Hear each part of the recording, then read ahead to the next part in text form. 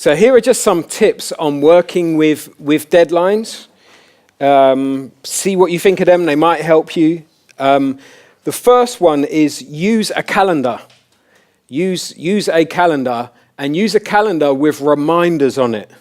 Yeah, so it could be an electronic calendar that beeps an alarm at you, telling you, hey, that deadline's coming up. Or it might mean putting Post-it notes on your mirror. So when you're doing your makeup, you can see, oh, this deadline's coming up. Use some kind of calendar that helps you remember that. Next tip, set a soft deadline. A soft deadline is a deadline you set yourself before the real deadline. This is when you're going to aim to get it done, yeah? And what you're doing here is you're giving yourself a grace period. You're giving yourself a grace period. You're saying, I'm going to get it done by this date, but if I can't, I've still got a bit more time until the real deadline. And the reason why it's good to give yourself a soft deadline is you never know what's going to happen. You never know what is going to come up. And the great thing about a soft deadline, if you start implementing this, is then whoever you have to do deadlines for, yeah, if it's urban ministry program, if it's your church team or your boss, now those crazy things that happen in the week, those won't be things where you say, I'm sorry, I didn't get it done because of such and such. Now you'll say, hey, do you know what? My computer died. My house was burgled. Yeah, I had an operation on my foot, but I've got it done. Here it is. Yeah, because you gave yourself a soft deadline. Okay, next point.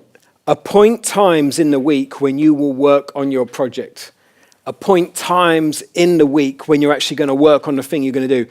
I personally think this is really important. And interesting, this new book on time management by Matt Perman, he makes that point as well about you got to have it in your schedule when you're working on stuff. It's no good just having a things to do list. If it ain't on your schedule when you're going to work on those things, you could run into problems.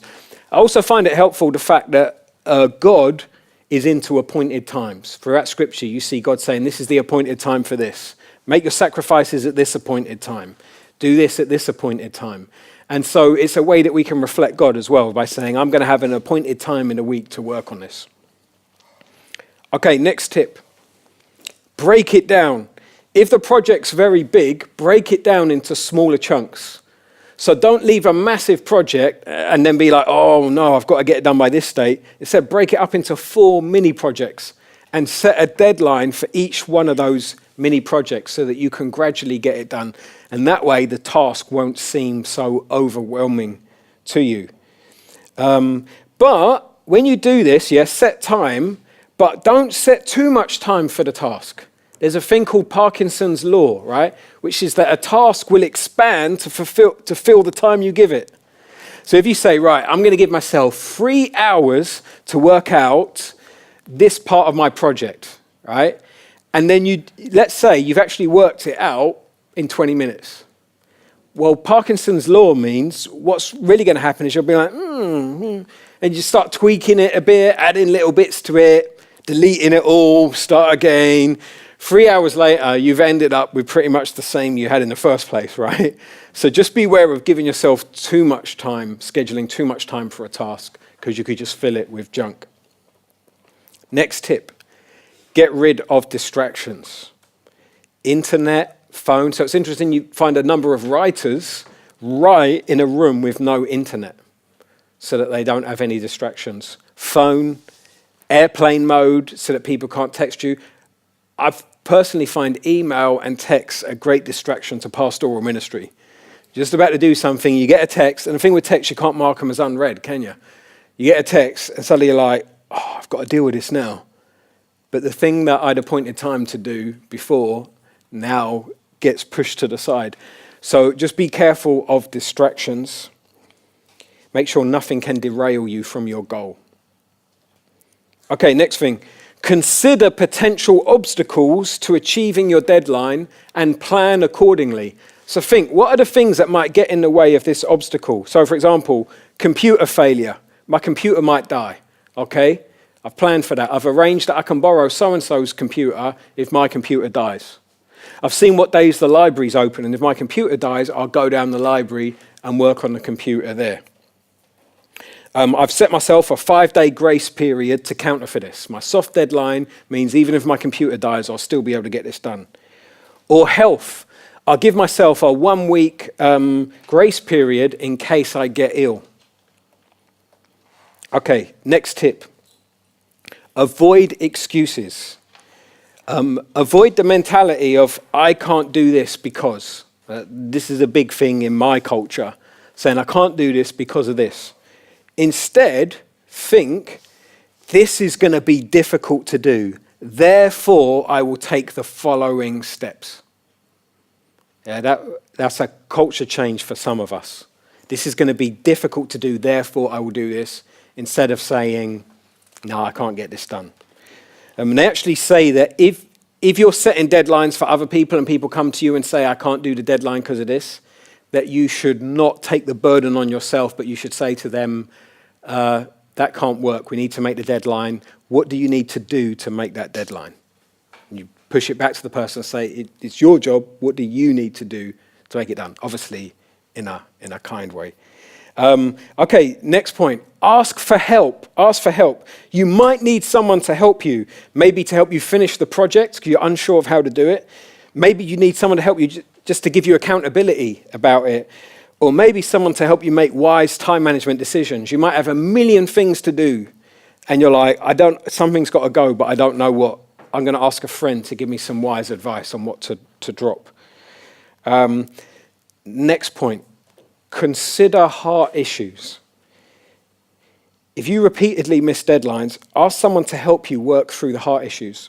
This new book on time management by Matt Perman, one of the things he says is that there's a common myth out there, which is that if you have all the right time management tools, like all the right apps on your phone and everything, that you will have good time management.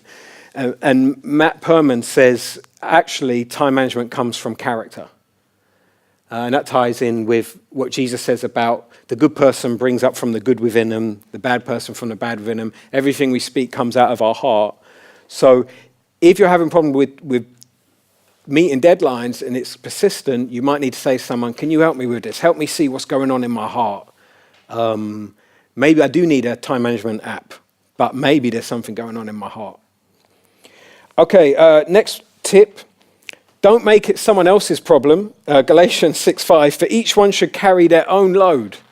I'm aware that there's another verse close to it that says carry one another's burdens. Avoid hiding from the job, yeah? Like an ostrich, yeah? And avoid making someone else do the job. Next tip. Make that deadline to show how glorious God is. 1 Corinthians 10:31. Whatever you do, eating or drinking, do it all for the glory of God. So those are some tips. They're all pretty common ones, apart from when I put in consider heart issues. That's not a common one. Or ask for help. Now, what I'd like you to do now is turn over the page, and there's a deadline self-assessment. So here's the thing. Now, you just got a few minutes to consider what your approach to deadlines is, right? So I'd like you to answer this question, yeah? In general, what approach do I take with the deadlines? This is for you, this isn't for me, yeah? Write down, what approach do you take with deadlines? For example, are you a bit of an ostrich? Now, do you bury your head in the sand and ignore the deadline? Are you a bit of a cheater where you rush ahead to do the deadline and you get the job done way ahead of time? Are you a hare who just slowly but surely plugs away at it and gets it done? Or are you last minute Larry? I leave it to the last minute and then I stay up all night trying to get it done. And then remember that I'm not 17 anymore and I can't get away with doing that. So just write down what your approach to deadlines is. Once you've identified what your approach is to deadlines, yeah, then write down, what do I do that doesn't work very well with meeting deadlines? This is only to help you. This is not to give yourself a put down. It's just to consider what are the things that I do that don't help with me meeting deadlines. And then lastly, the question is, what do I need to do differently to meet my next deadline?